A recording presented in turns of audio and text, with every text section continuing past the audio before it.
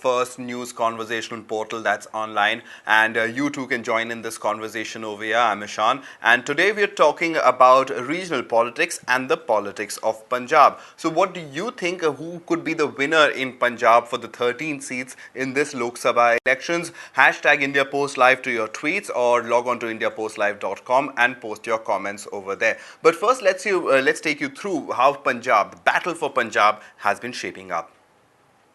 It is a fight of regional aspirations to that of the national compulsions. In this battlefield, the fight is between the NDA led by the Shiromani Akali Dal and the Indian National Congress supported by the People's Party of Punjab.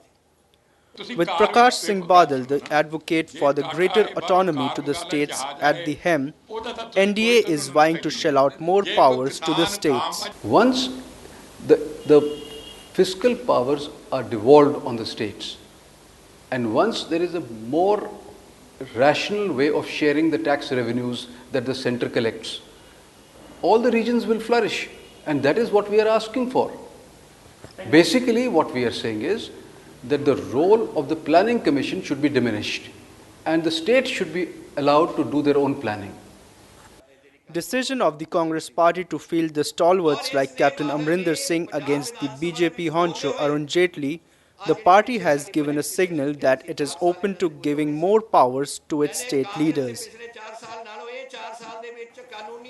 Alright, so what do you think about Punjab, the battle for Punjab? We'll expect you to join in this conversation, and hashtag India Post Live to your tweets, or indiapostlive.com to post your comments. In the studio, we have Venkatesh Ramakrishnan. He's the associate editor of Frontline and has spent many years traveling across Punjab, even crossing the border to interview some Punjab leaders during the Khalistan militancy days. So you really know the ins and outs of that state. And also Vishal Dahiya joins us. He's the assistant editor with Rajya Sabha TV and has spent at least the last couple of elections in Punjab, almost been to every constituency over there. So Vishal, I'll start off with you. How do you expect this battle shaping up, the SAD and the BJP as a combined versus the Congress? And the Congress has gotten all their stalwarts in over here. Well, this is going to play out really interestingly this time, because if you look at the kind of equations which we saw in the last assembly elections, the Congress was, pitching its very high hopes on Captain Amrinder Singh, on its organizational structure, that they will come back to power, they'll make a comeback. But then, unfortunately for them, the SAD BJP combined came back to power. And this time around, also, very interesting factor is that the Shiromani Akali Dal, though it is in combination, it is in an alliance with the BJP, but the Shiromani Akali Dal itself has that many seats in the assembly to go ahead and pull the government. But since the alliance between both the parties is almost 3 decades old, so obviously this will be a sort of testing for the Shiromani Akali Dal BJP alliance in the state to pull out as many seats as it can. The Congress will be, more than willing to go ahead and regain the lost ground. Also, very high-profile contests such as we are going to witness one in Amritsar, Arun Jaitley versus Captain Amrinder Singh. Also, Ambika Soni, another Congress big gun, who's been, put in the electoral fray, despite all the feelings, all the signals which were going out that not many senior leaders of the party are interested in contesting these elections. And then let's not forget Chandigarh also, though it doesn't form part of 13 seats of Punjab, but then it's going to be a really interesting fight in Chandigarh as well. Pawan Bansal once again getting the tickets, despite getting a boot from the ministry just a few months back. Venkatesh, how do you see the 13 seats in Punjab shaping up? It's an interesting, and the problems of Punjab are very interesting. But first, let's talk about the political equations in the state. The Shiromani and Akali Dal, the BJP combined, and they were supposed to lose the assembly elections. In fact, many within that party felt that they could not, but they somehow managed to pull it off. Can they pull it off again over here as well? No, I think there are two important factors which are at play in Punjab at this point of time. Fighting the anti-incumbency factor and coming back to power was indeed a very, very important gain for the Shiromani Akali Dal. But I have a feeling, the kind of ground reports that I'm hearing, I think there is a groundswell of feeling against Akali Dal at this point of time, in spite of the victory that they had a couple of years ago. That is the one important factor that I'm seeing. So Punjab is not, in spite of the so-called favorable atmosphere that the BJP and the National Democratic Alliance has across the country, I think Punjab the story is not the same. That's one aspect. The second aspect is that the BJP has been very carefully cultivating a kind of soft communal situation across the country by generating both large-scale communal tensions as well as minor, limited communal tensions in various parts of the country. But again, in Punjab, I think a couple of factors, like for example, the denial of ticket to Navjot Singh Sidhu, though he was not a very popular member of parliament, the denial of ticket to Navjot Singh Sidhu has created a situation of reverse communalism against the BJP in Punjab. That's an interesting point. Yeah. I think reverse communalism. Reverse communalism. The kind of there is a kind of feeling among the large Jat Sikh community against the BJP and saying that that Amritsar cannot be a Hindu seat.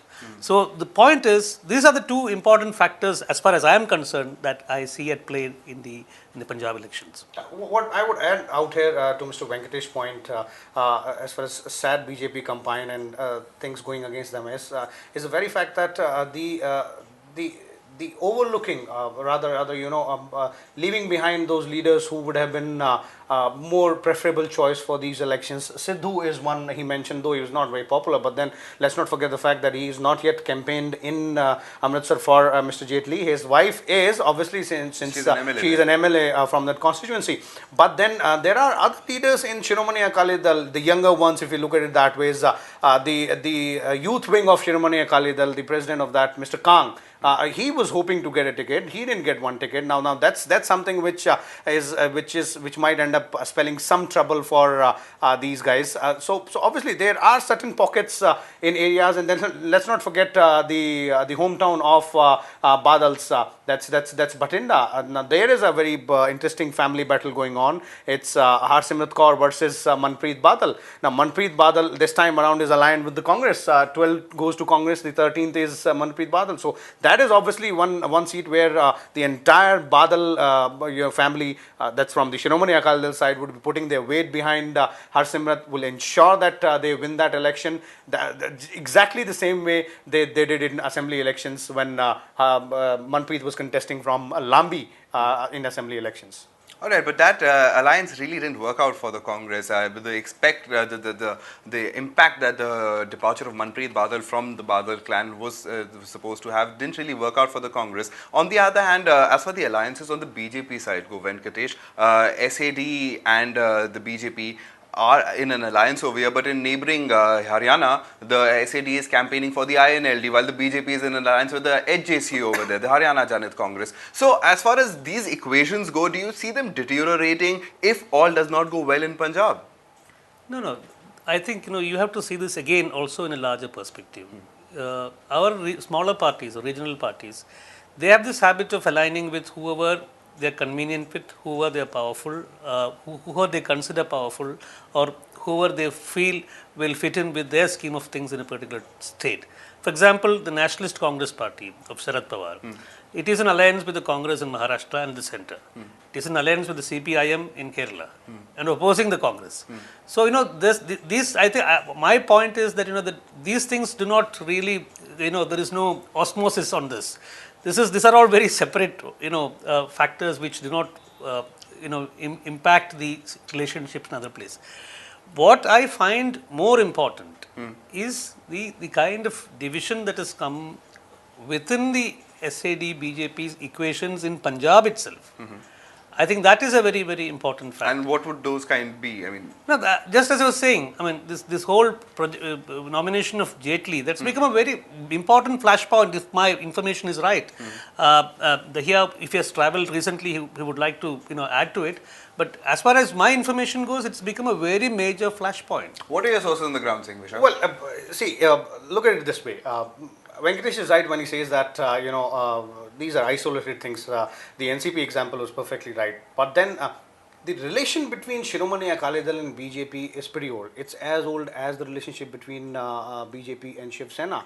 And let's not forget that these are the only two parties who've not left BJP at any point in time. in thick and thin, they have stayed together with BJP. Now, they have their own reasons. Shiromani Akali Dal needed BJP very much at some point or the other, but then BJP also gained very much in Punjab by riding piggyback on Shiromani Akali Dal. Otherwise, if you, I guess Venkatesh would agree, BJP didn't have that much, playing presence on the ground in Punjab. But then, just by riding piggyback on Shiromani Akali Dal, they were in a position wherein they could end up bringing in a senior leader like Arun Jaitley in Amritsar, and that is something which, as he was pointing out, something which doesn't seem to have gone down well, not only with the BJP's local units out there and the local MP who was representing Amritsar, but also with others, that's the alliance partner. Now, where will the things get compounded? Things will get compounded from the neighboring state in such a way that it's not only Haryana and Punjab not only share borders, they also share a lot of common beliefs, common religious sects, deras, so many things which are overlapping out there.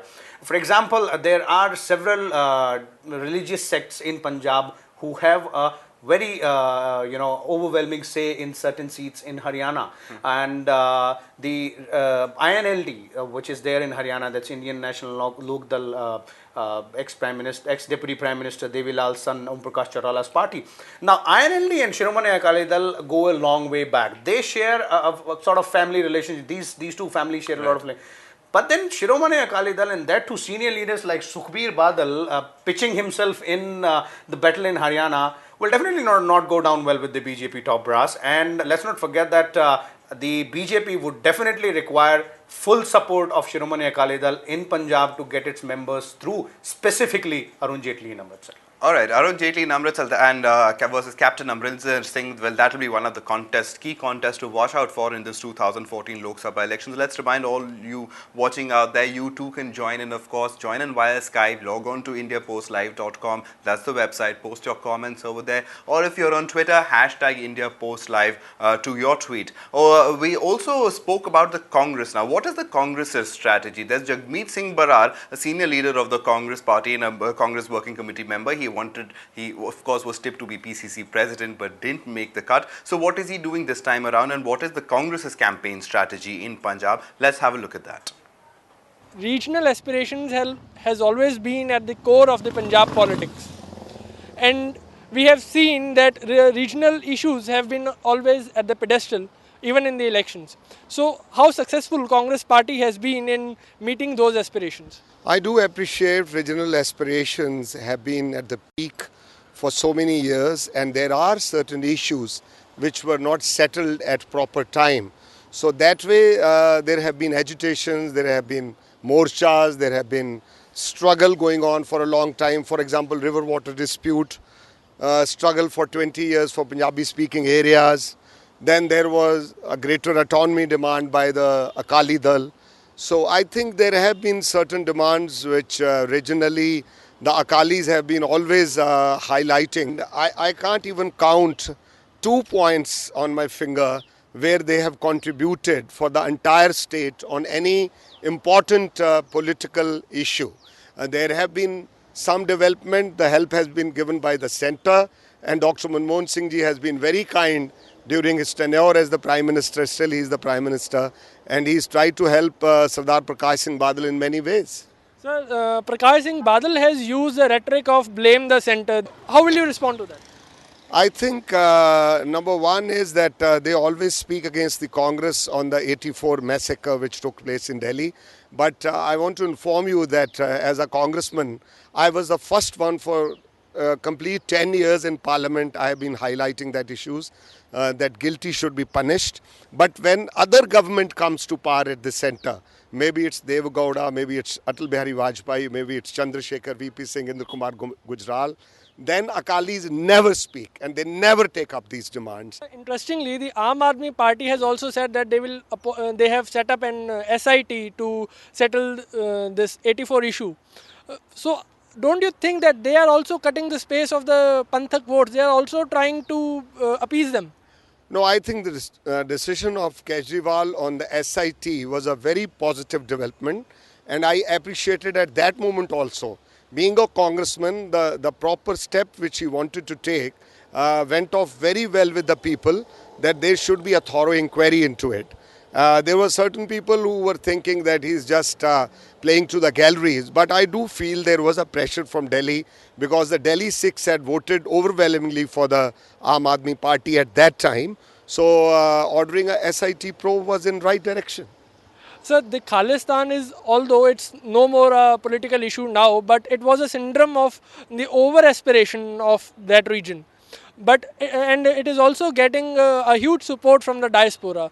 How will you react to that? I think there are two things to it. One is the tragedy from which Punjab has again re-emerged, again, come up, that the rekindling of the spirit of a secular Punjabiyat which has come to the fore.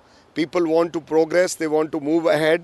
And I think there were some demands at a given point of time that the Sikhs were opposing the constitution, they were opposing certain issues to carve out their own state. But I think majority of the Sikhs do feel that remaining as part of the country and remaining in the mainstream of the country will do much more benefit for the community in the coming years. All right, so you heard the Congress's take, but Venkatesh, the Congress had a Prime Minister who was a Sikh for 10 years, and still it's not all comfortable within the party. I mean, somehow the state unit never really could get its act together. Can the Congress get its act together? It's got on Captain Amrinder Singh, it's got on Ambika Soni. Anybody who claimed to be a leader from Punjab is now being forced to fight the election from there. One person didn't, and he is Manish Tiwari, the Information and Broadcasting Minister. He cited ill health, but then party sources say otherwise. I was listening to my old friend Jagmeet Singh Brar talking about how the Akalis have not done anything for the state and how there is a feeling against them. But in the last assembly elections, what I had seen was a very interesting phenomenon. Of course, this was there in the last assembly elections and also the assembly elections just prior to that, when states like Bengal, Tamil Nadu went to polls. There was a double anti-incumbency. The anti-incumbency against the state government and anti-incumbency against central government. And it was a toss-up between which anti-incumbency will be more stronger. See, in the case of Punjab, I mean, you said that people did not expect the Akali Dal BJP to win, but even the Akalis themselves were expecting to win. Because the anti-incumbency against the centre, which was kind of reeling under the impact of so many corruption allegations, so many cases, scams, everything, that anti-incumbency weighed much higher among the people, even when they were voting for a state assembly election. So this is the larger factor that we are talking about. So I think Congress is trying to put up a brave phrase and trying to make a battle of it. And also this reverse communalism may ultimately help it a bit. But then if you look at the overall track record, as you very rightly pointed out, Manmohan Singh's prime minister stay in the prime minister's office of the last 10 years has not been inspiring enough for the average Sardar. I mean, that's surprising, Vishal. I mean, the Congress, despite trying to do everything, never really managed to get its act together. Well, that's what exactly the problem for the Congress has been. If you look at most of the places around the nation, it seems same. But if you go specifically in Punjab, it's not about the lack of leaders in Punjab for Congress. It's about too many leaders. Exactly, it's the lack of interest being shown by the leaders. Look at the statement which Captain Amrinder Singh gave before he was forced to go ahead and pitch in for the party in Amritsar. He said, I would love to stay in Patiala and help my wife in this elections, but I will abide by the party decision. Now, obviously, anybody in the party will abide by the party decision, but then saying that I would love to stay here is a clear indication that the leader concerned is not interested. Then bringing in Ambika Soni, now she was brought in at the last moment, and let's not forget that though she is a leader of the stature, but then it has been quite a while since she's fought an election, I guess, and that too a Lok Sabha election, specifically from Punjab.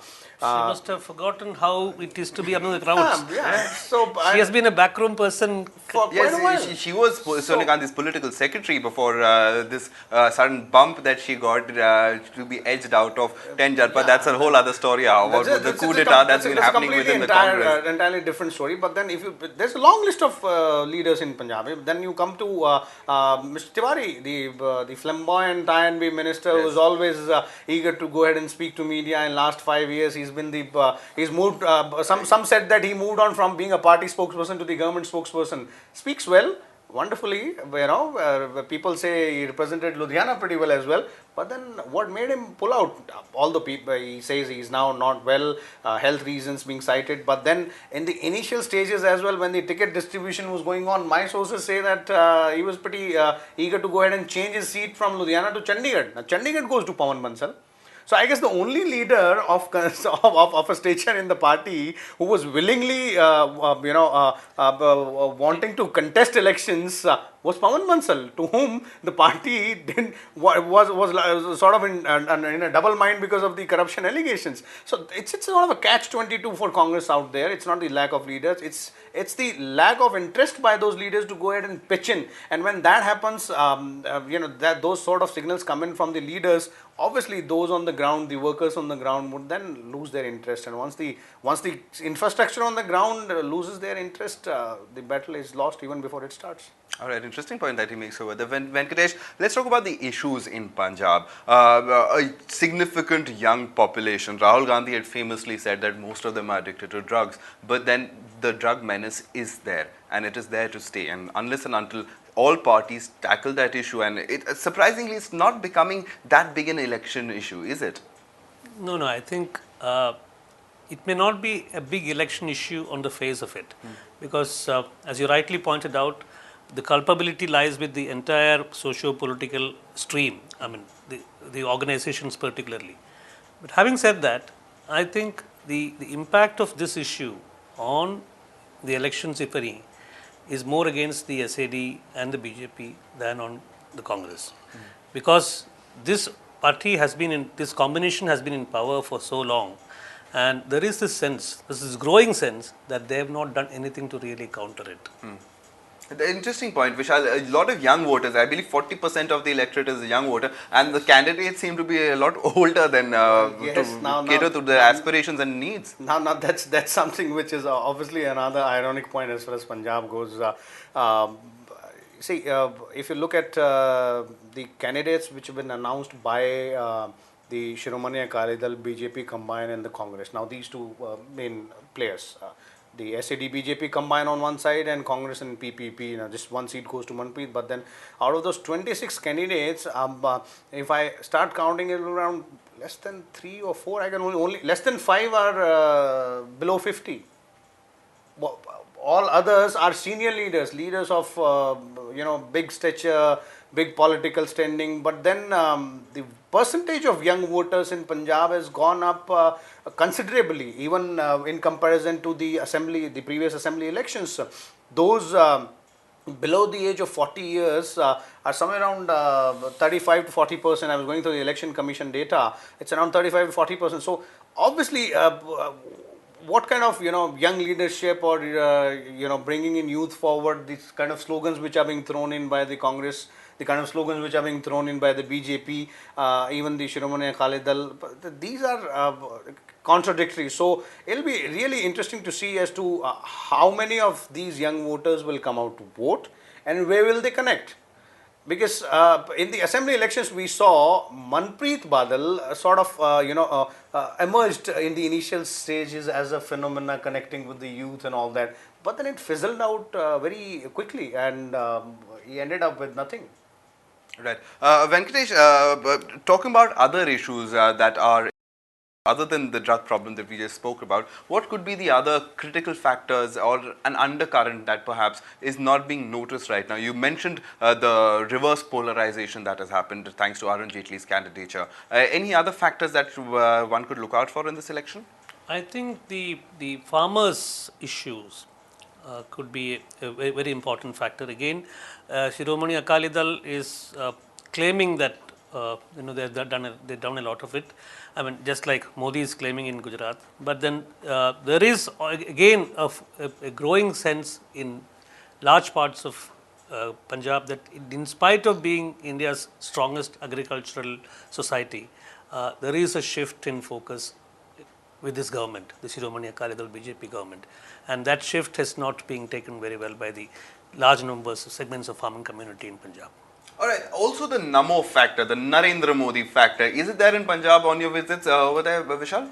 On the ground, if you talk about Punjab, is more about Punjab politics is more about, as Venkatesh was pointing out earlier, Shiromani Akali Dal versus the Congress, because the Sikh leaders. BJP, if you look at it that way, is in Punjab has a majority of Hindu leaders, not Sikh leaders. So obviously, when it comes about Namo factor, yes, since Shiromani Akali Dal and BJP are in alliance with each other, they will definitely go ahead and tom all the goody talks which are The to be Ab done Ki by Baar the Modi alliance. Sarkar Yeah. slogan. So obviously those slogans will go on the ground, but then it's more or less a sort of tough war between Shiromani Akali Dal and the Congress, because as I was pointing out earlier, BJP has gained a lot by just by riding piggyback on Shiromani Akali Dal. So if they can sustain that much only, they would be more than grateful. There is a flip side to the Namo factor in Punjab. See, in Gujarat, especially in the Kutch region, thousands of Sikh farmers who were brought in the 1960s to protect the borders, they were given land, the double the land that they used to have in Punjab to cultivate in the Kutch region, especially in the Indo-Pak region. And they have been living there since the 1960s. And suddenly, in the last 2-3 years, the Narendra Modi Sarkar has discovered that these people are not eligible to cultivate in Punjab because they are not ethnic Gujarati farmers. They've invoked So that's a very interesting point. that's invoked a strange law, and land close to 1 lakh acres has been kind of frozen by the government, so that the farmers cannot really cultivate or take the produce or make use of it. And that's there's a big agitation against it. There's a court case against it, and the Gujarat High Court had given a verdict against the Gujarat government, saying that reinstate the land to the farmers. But even then, it has not been. It's almost 1.5 years, and these farmers had been in an agitational path in Delhi, in Gujarat, and even in Punjab, and that had put the Shiromani Akali Dal, especially Mr. Badal, in a spot.